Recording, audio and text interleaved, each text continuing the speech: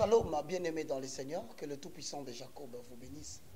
Bon dimanche à vous tous qui nous suivez, bien-aimés. Dorénavant, nous avons la possibilité de pouvoir vous adresser une prédication chaque dimanche afin de prendre soin de vous. Mais à partir de cette journée, nous vous demandons, vous qui avez la possibilité, bien-aimés dans le Seigneur, de pouvoir nous suivre, de chercher un moyen pour partager ces liens et surtout de permettre à toute la communauté des élites de Dieu de pouvoir savoir que dorénavant, vous avez la possibilité chaque dimanche de suivre les enseignements, la prédication sur le bien fondé de la Bible. Déjà, nous commençons à vous signaler que chaque dimanche, nous n'allons aborder que, bien-aimés dans le Seigneur, le cours et l'enseignement biblique dominical sur le fondement de la vie spirituelle dans le christianisme. Qu'est-ce que nous entendons par fondement de la vie spirituelle dans le christianisme? Nous attendons par fondement le fait justificatif d'une croyance. C'est-à-dire que lorsque vous recevez Jésus comme Seigneur et Sauveur, en accord avec Jean chapitre 1, le verset 12 au verset 13, notez, je vais paraphraser. À tous ceux qui l'ont reçu, à tous ceux qui croient en son nom, la parole de Dieu leur a donné le pouvoir de devenir enfants de Dieu, lesquels sont nés ni selon la volonté de la chair,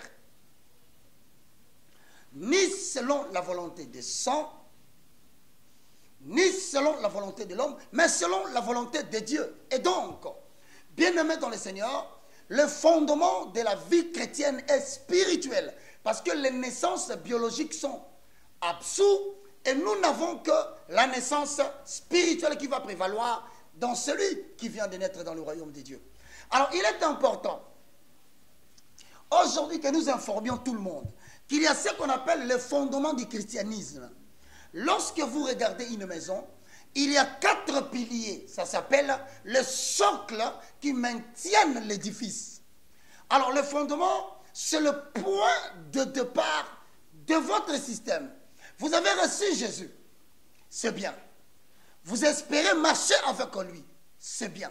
Mais il y a une chose que vous devez savoir, qu'il existe de vérités fondamentales dans la parole de Dieu, que vous ne devez pas créer, mais que vous devez découvrir.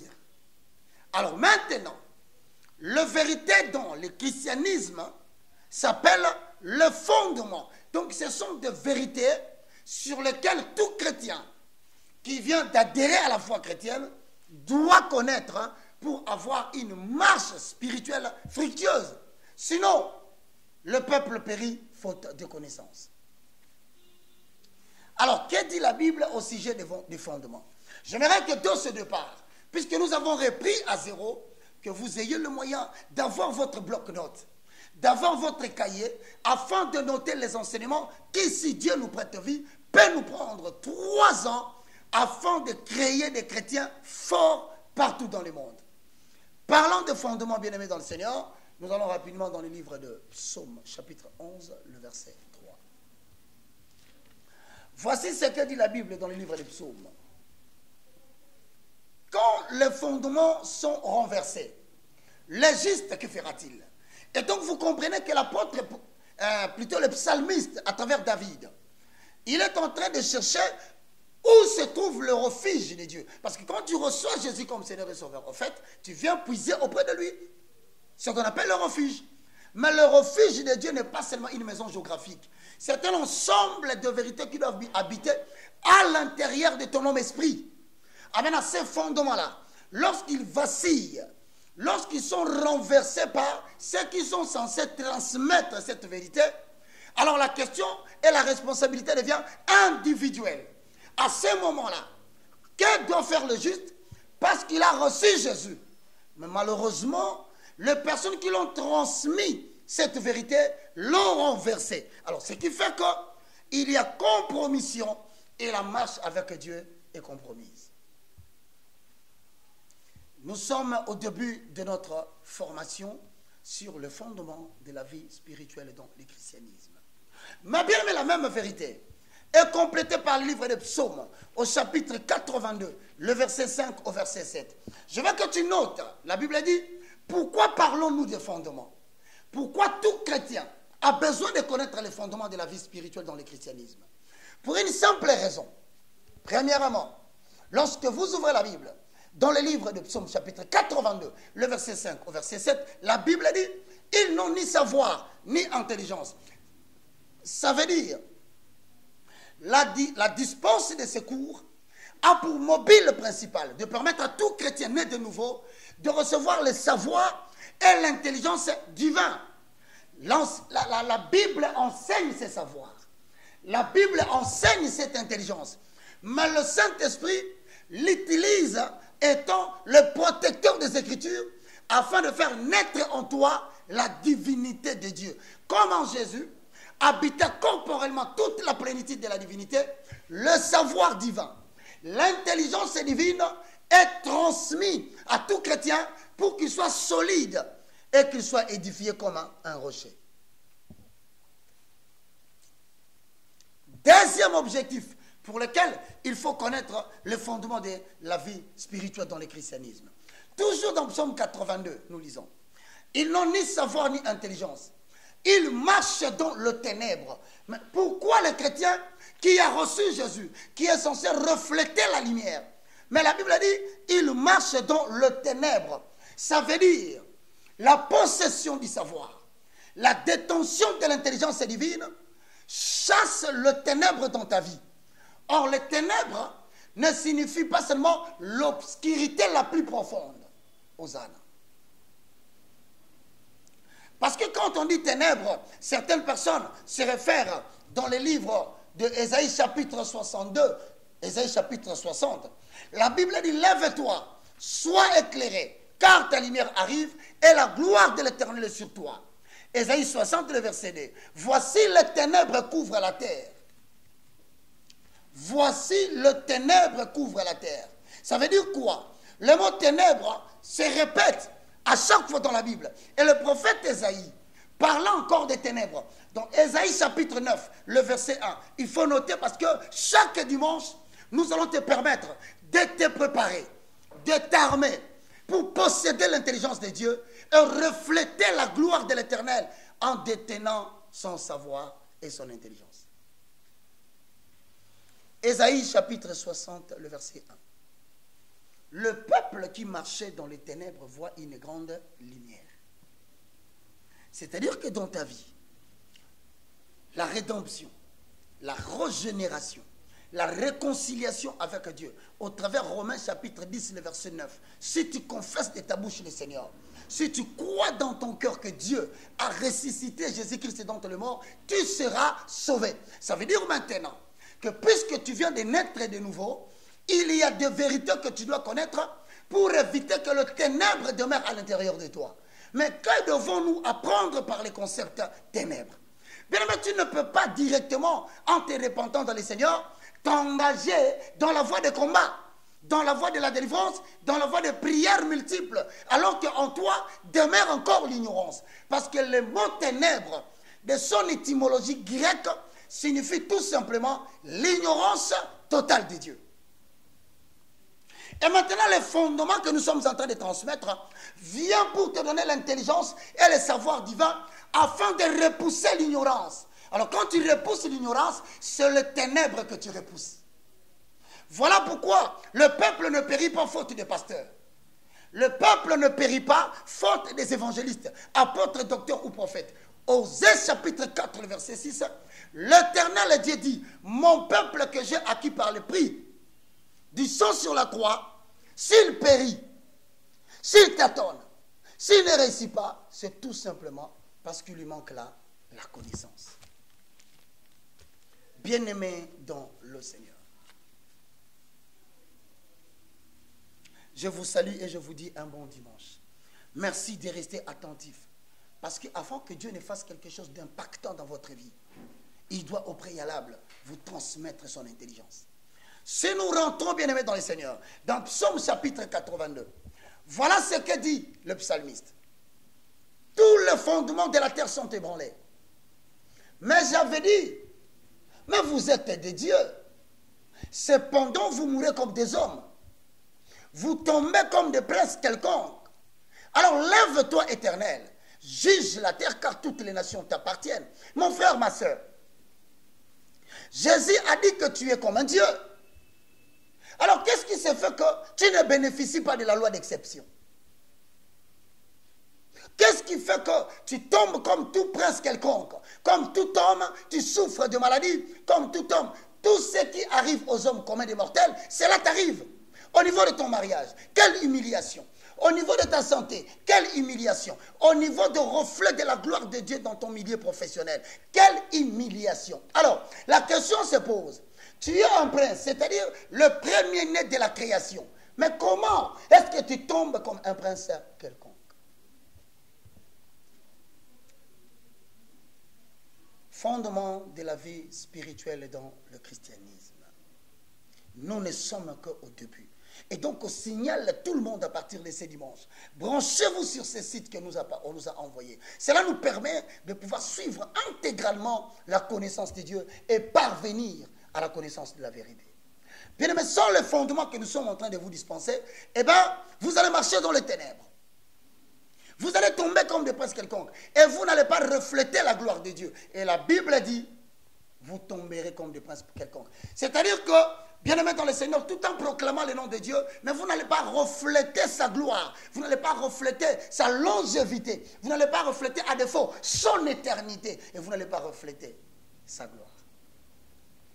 Voilà pourquoi, lorsque, bien aimé dans le Seigneur, vous allez dans le livre d'Éphésiens. Je veux que vous alliez rapidement, afin que nous puissions lire avec vous. Lorsque vous lisez Éphésiens, au chapitre 2, le verset 19 au verset 22. C'est ici où nous mélangeons toutes les portions des Écritures, du Nouveau jusqu'à l'Ancien Testament. Nous cherchons à faire ressortir les vérités fondamentales de la Bible pour libérer les chrétiens de l'esclavage, de la captivité de l'ignorance, pour que, enfin, nous puissions nous préparer à la rencontre de l'époux. Je vais lire, bien-aimé dans le Seigneur. Éphésiens chapitre 2, le verset 19 au verset 22. Ainsi donc, vous n'êtes plus des étrangers, ni des gens du dehors, mais vous êtes concitoyens de saints, gens de la maison de l'Éternel. Et donc, la connaissance des fondements de la vie spirituelle dans le christianisme fait que, bien aimé dans le Seigneur, tu deviens réellement un citoyen du dedans. C'est-à-dire que non seulement que tu as rencontré le Seigneur dans ta vie, mais aussi, bien aimé dans le Seigneur, tu commences à vivre la réalité du dedans. Alors, il ne faut pas être enfant de Dieu et vivre la réalité de ceux qui sont encore étrangers à la foi chrétienne. Combien pris, combien d'années, mais qu'ont-ils en réalité réalisé comme impact dans la foi chrétienne?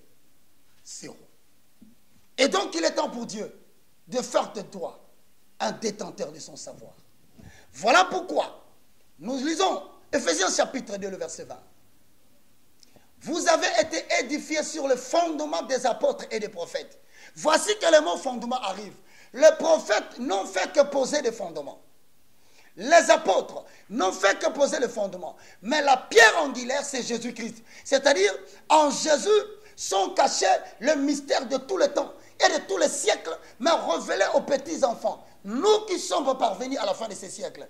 Cette révélation de la connaissance était pour nous, pour nos enfants, afin que nous sachions que Dieu n'habite plus dans des maisons construites de mains des hommes, mais qu'il habite maintenant dans la maison que l'homme ne peut pas construire, à savoir le vaisseau humain. En d'autres termes, ton corps est une habitation de Dieu.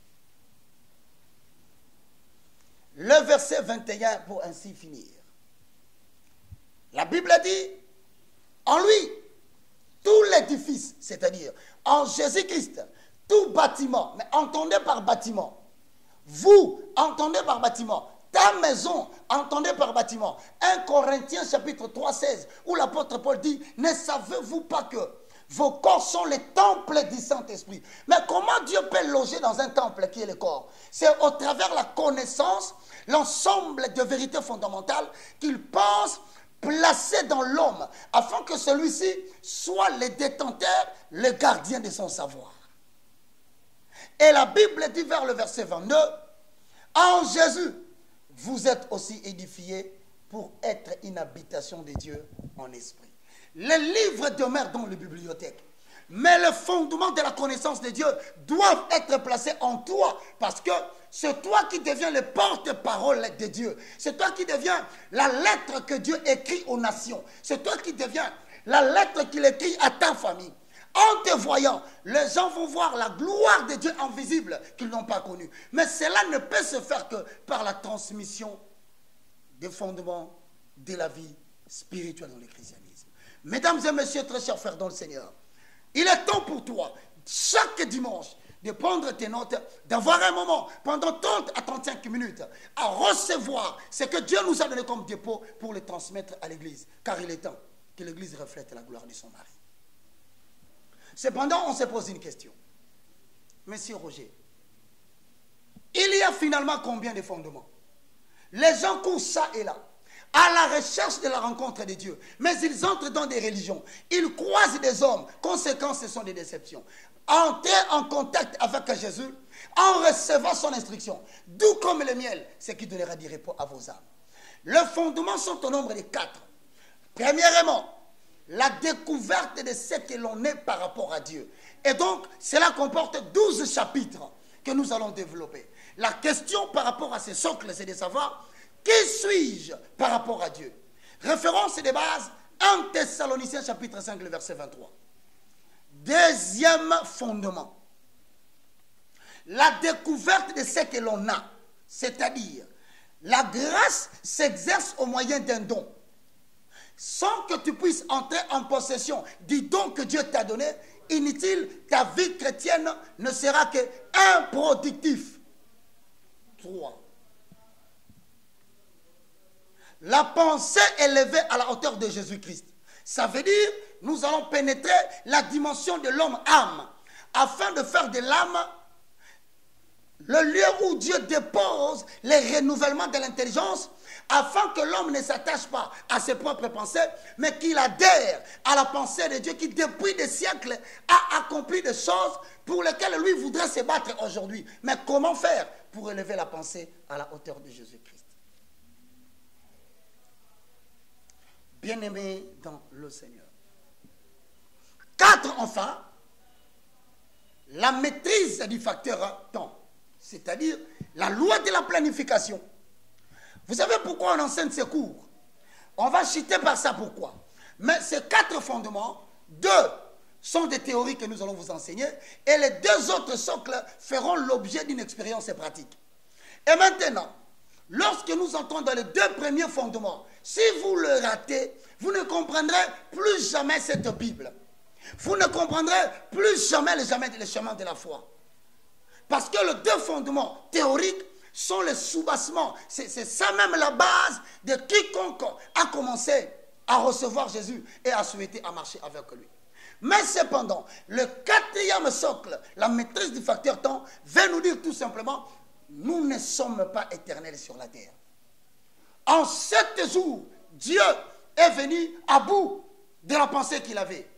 Il a créé tout en 7 jours. C'est-à-dire que vous avez besoin de comprendre que le temps est un enjeu important, un don précieux que Dieu a donné à l'Église. Mais très souvent, négligé des chrétiens qui croient que le temps n'est jamais perdu, le temps n'est jamais gagné. Non, le temps c'est l'extension de la durée pendant laquelle les choses doivent se faire dans ta vie. Au-delà de ça, tu ne peux plus rien faire. Voilà pourquoi, dans la notion de l'étude et de la planification, nous annonçons des vérités qui te permettent de quitter là où tu es pour t'amener vers le lieu que Dieu t'attend. À travers des notions telles que principales, premièrement, échouer de planifier ce que tu dois faire.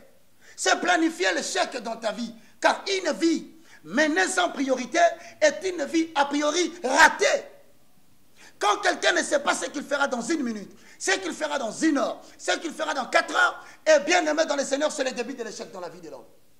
Succès et réussite ne viennent pas accidentellement dans la vie de l'homme. C'est un effort permanent, régulier, de petits efforts journaliers.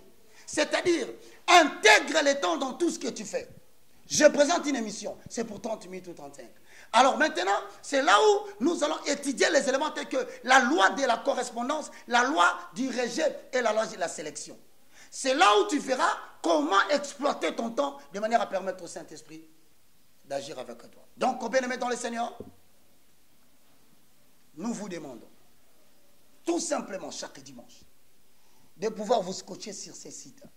Déjà, le samedi à minuit, le programme est déjà publié. De manière à ce que cette fois-ci, que chacun de nous puisse aussi devenir détenteur de ses savoirs. C'était le moindre de tous, l'évangéliste Roger Baka. Au travers la dispensation du cours sur les fondements de la vie spirituelle et dans le christianisme. Retenez qu'il y a 4 socles. La découverte de ce que l'on est par rapport à Dieu. La découverte de ce que l'on a comme don, car sans cela, vous ne pouvez pas exercer cela. 3. La pensée élevée à la hauteur du Christ. 4. La maîtrise du facteur temps. Et donc aujourd'hui, bien-aimés dans le Seigneur, nous voici pour le besoin de la cause, excusez-nous, pénétrer déjà le premier socle. Lorsque nous allons pénétrer le premier socle, il y a 12 chapitres que nous allons vous donner. La compréhension de l'être humain, premier chapitre. La compréhension de l'être humain, ou connaître l'être humain. Bien-aimés dans le Seigneur, l'être humain est composé de 3 hommes comprenant 2 natures énoncées. L'erreur la plus grave, que lorsque vous croyez que vous êtes un tout cohérent, non. Chaque fois que vous vous levez le matin, 3 personnes se lèvent en vous, 3 hommes se lèvent en vous. Ils sont en perpétuelle guerre, en sorte que celui qui aura plus de possibilités, celui qui va présider à la destinée de ta journée, celui qui va présider à la destinée de ta semaine, celui qui présidera à la destinée de l'année. Et maintenant, ces 3 hommes, qui sont-ils et quelles sont les 2 natures? Bien-aimés, vous venez de mettre le pied sur le savoir et l'intelligence divine. Rapidement, nous commençons à retenir les énoncés. L'être humain, allez-y noter, est composé de 3 hommes comprenant 2 natures. Question. Qui sont donc ces 3 hommes? Et quelles sont ces 2 natures? Au sujet de ces 3 hommes, 1 Thessaloniciens chapitre 5, le verset 23. Lisons. Que le Dieu de paix vous sanctifie lui-même, tout entier, et que tout votre être, 1. L'esprit, 2. L'âme, 3. Les corps, soit conservé irréprochable lors de l'avènement de notre Seigneur Jésus-Christ. Bien-aimés, au travers de cette référence, quel est le corps que nous devons retenir? Ce que nous devons retenir, bien-aimés dans le Seigneur, c'est que l'être humain est composé de 3 hommes. Le premier homme, il s'appelle l'homme esprit. Le deuxième homme en toi, il s'appelle l'homme âme. Le 3e homme en toi, il s'appelle l'homme corps. Les 3 entités se battent afin que l'un d'eux puisse recevoir la supériorité et présider la vie de l'homme. Retenez premièrement, quelles sont les facultés de l'homme esprit? C'est-à-dire, quels sont les domaines de compétences? Quels sont le potentiel que détient cet homme? L'homme esprit est composé de 3 facultés. Premièrement, je parle lentement maintenant de manière à te permettre de noter. L'homme esprit est composé de 3 facultés. Primo, la communion. Deuxièmement, l'intuition. Troisièmement, la conscience. Et donc, retenez à ta tête d'aujourd'hui, quand vous dites prions, Quand vous dites chantons, quand vous dites parlons à Dieu, ce n'est pas l'homme âme qui fait ce travail. Ce n'est pas l'homme corps qui fait ce travail. Celui qui entre en communion avec Dieu, c'est ton esprit. Il entre en communion avec le Saint-Esprit parce qu'ils sont de même nature. Voici les enseignements que nous n'avons pas obtenus. Maintenant, la communion te permet d'entrer en contact avec le monde invisible, c'est-à-dire même ceux qui ne sont pas chrétiens. Lorsque vous apprenez qu'ils vont faire des concentrations, c'est pour que leur esprit saute vers l'au-delà et entre en contact avec d'autres divinités. Mais chez nous, dans la foi chrétienne, c'est au travers la prière, en fermant les yeux, que notre esprit entre en contact avec le Saint-Esprit. Et malheureusement, pour ceux qui ne le connaissent pas, après avoir reçu Jésus, nous n'entrons plus en communion avec le Saint-Esprit. Le Saint-Esprit fait de notre esprit sa demeure. Il habite là. Tu n'as plus besoin de l'inviter. Car si tu pêches, tu l'as attesté. Mais il n'est pas sorti en dehors de toi. Et donc, ce que tu peux faire pour le réveiller, c'est de rallumer le feu du Saint-Esprit. 2. L'intuition. L'intuition, c'est la capacité d'écouter Dieu après avoir été en communion avec lui. C'est-à-dire, il n'est pas seulement un Dieu qui écoute, mais il est aussi un Dieu qui répond. Alors, Dieu peut te parler. C'est ce que nous allons appeler dans la suite des temps, à te donner les signaux divins. Un problème peut te tourmenter. Une difficulté peut tourmenter une famille. Un sérieux problème, une situation difficile peut frapper une nation. Mais il faut que Dieu vous donne les moyens pour trouver la solution. Ça s'appelle les signaux de Dieu. Pour que toi, à ton tour, tu l'entendes et que tu l'exécutes. Et là, tu as besoin d'augmenter ton intuition. L'intuition, c'est la capacité d'écouter Dieu quand il t'adresse le message. Mais retenez cela. Le développement de l'intuition n'est pas automatique. Le développement de l'intuition se développe ou s'exécute ou se fait au fur et à mesure que la communion augmente.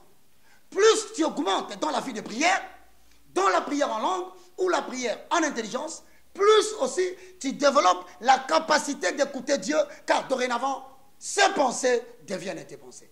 Mais lorsqu'il veut te parler, il peut te donner des signaux ou te référer à une écriture afin de trouver la solution par rapport au secret caché derrière cette écriture. 3. La conscience.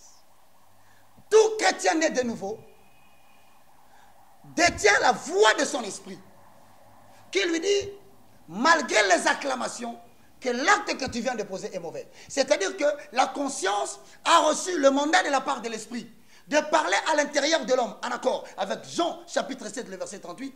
Celui qui boira de mon eau, des fleuves d'eau pure couleront de son sein. L'eau pure, c'est la parole. C'est l'abondance du Saint-Esprit qui te reproche qu'un acte est mauvais, même si les gens t'acclament. De la même façon, il a reçu mandat d'approuver ce que tu fais, même si l'extérieur rejette ce que tu fais, en te disant, poursuis cette voie, l'Éternel est avec toi. Voici abordé premièrement les 3 facultés de l'homme, esprit. Et donc, ayant compris cela, retenez que l'âme détient aussi ses facultés. Quelles sont les compétences de l'âme? L'âme a la capacité, bien aimé dans le Seigneur, intellect, les sentiments et les émotions font partie de facultés de l'âme. Chose que nous allons développer dans le jour à venir. Troisièmement, vous avez l'homme corps. L'homme corps, lui, il comprend 5 sens. Vous le savez d'ailleurs, on nous apprend ça à l'école. Nous avons la vue. L'homme corps a la capacité de voir ce qui est visible. L'homme corps a la capacité de sentir l'odeur qui est perceptible par le nez. L'homme corps a la capacité par lui d'écouter les choses qui sortent de la voix audible. L'homme corps a reçu la faculté de sentir lorsqu'on le touche. Enfin, l'homme corps a reçu la capacité de goûter avec la langue le goût d'une chose. Au-delà de ces 5 facultés, l'homme corps n'a pas la capacité de faire autre chose par rapport à Dieu. Retenez cet enseignement. Lorsque quelqu'un vous dit et que ferme, lorsque quelqu'un vient te dire ferme les yeux et vois au-delà, impossible. C'est vrai que les yeux du cœur existent, mais les yeux du cœur fonctionnent avec l'esprit de l'Éternel au travers de notre esprit. Et donc la chair et le sang ne sont pas qualifiés pour le service divin, mais peuvent être utilisés comme le corps devient le canal d'exécution et le corps reçoit l'ordre de l'âme qui est l'organe de transmission et l'esprit devient l'organe, le centre d'émission des idées perçues de la part de l'Éternel. Voilà pourquoi le peuple périt faute de connaissance. Parce que les gens considèrent l'être humain comme un tout. Alors quand tu considères que l'être humain est un tout, il est difficile pour toi de comprendre le christianisme. Parce que Dieu fait de toi une habitation en esprit, mais pas en âme, pas en corps. Et donc, deuxièmement, maintenant il faut poser la question, en développant les deux restes de l'âme et du corps, que va-t-il advenir pour l'enseignement? Ce dimanche, bien aimé dans le Seigneur, vous avez suivi le moindre de tous. Je salue toute la communauté francophone qui nous suit. Et si Dieu nous fait grâce, nous aurons encore beaucoup plus d'enseignements en anglais sur le même enseignement pour ce qui concerne nos amis anglophones. Parce que la restauration de l'évangile s'est fait maintenant dans le monde. C'était le moindre de tous, l'évangéliste Roger Baka, habitant en République démocratique du Congo, à Kinshasa, capitale de la RDC. Je m'appelle Roger Baka. Pour tout contact, vous voulez me joindre, sur WhatsApp, vous pouvez m'avoir sur le 00243. Les numéros peut-être sera affiché au bas de l'écran. 9 98 82 0 0 0 4.